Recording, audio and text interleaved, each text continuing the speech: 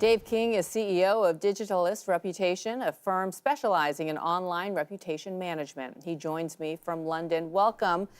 So answer the question for us. Obviously a huge PR nightmare, potentially management setback for Facebook.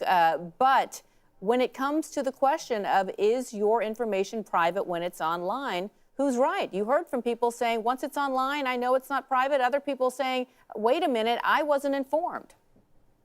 Well, I think you're right, Bianna. There's a lot of questions this issue raises.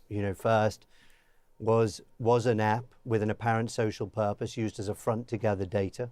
Second, was Facebook complicit in the use of that data outside of what people thought it was going to be used for? Or did a third party simply go beyond what they were entitled to do and perhaps keep data longer than they were entitled to keep it? But the bigger question, which you imply, is actually of all that data that's been potentially abused, how much of that data anyway is out there in the public domain? People put this information online. They've spent the last 10 to 15 years documenting their lives online. And a lot of the data that started this project, a lot of the data that was used by this company included the city where you live, the friends you've liked, the things you've liked. And all of that data, for the most part, is put online by people willingly, and people don't lock down their privacy settings on Facebook.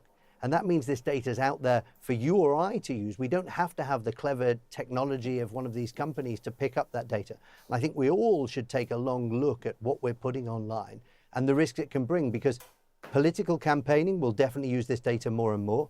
But we also need to think about the criminals, the pedophiles, the hackers, the extremists, and others who will use this information against us. And for us running businesses, it's the people who will use information we leave online to challenge our reputations that we should worry about. So the onus is on us in one way, but that having been said, how much responsibility does Facebook bear? Does Mark Zuckerberg, does Sheryl Sandberg bear in this scandal?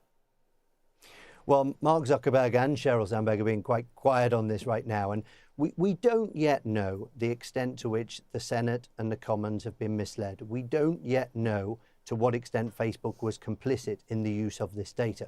We do know, though, that Facebook's had a pretty sketchy history when it comes to protecting users' privacy. And you could argue quite rightly that their entire business model is predicated on the idea of making as much of their data as possible public.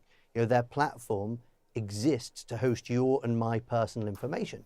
And the way they generate revenue is by using that.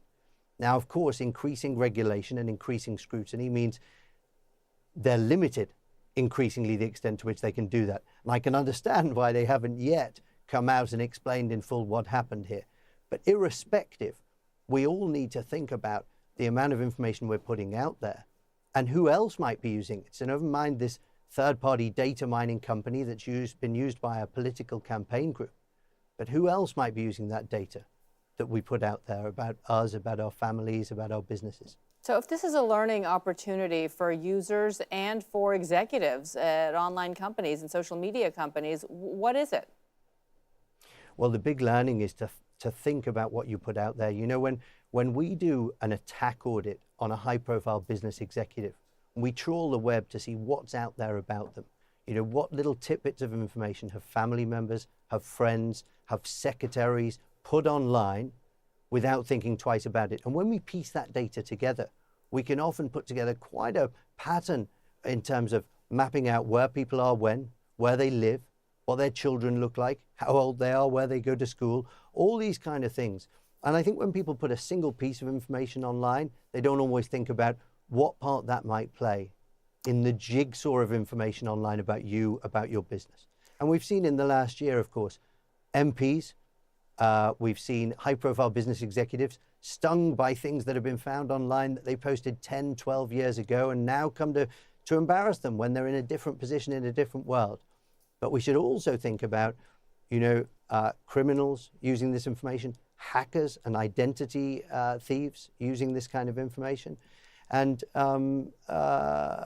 especially about information that might compromise our reputations and those of our businesses. And I guess one could say that the onus really is on executives to acknowledge that this is a key issue going forward and something that they are 100% cracking down on, and not something that they found out about a few years ago and sort of swept under the rug. But this conversation shall be continued. Thank you so much. We appreciate your time.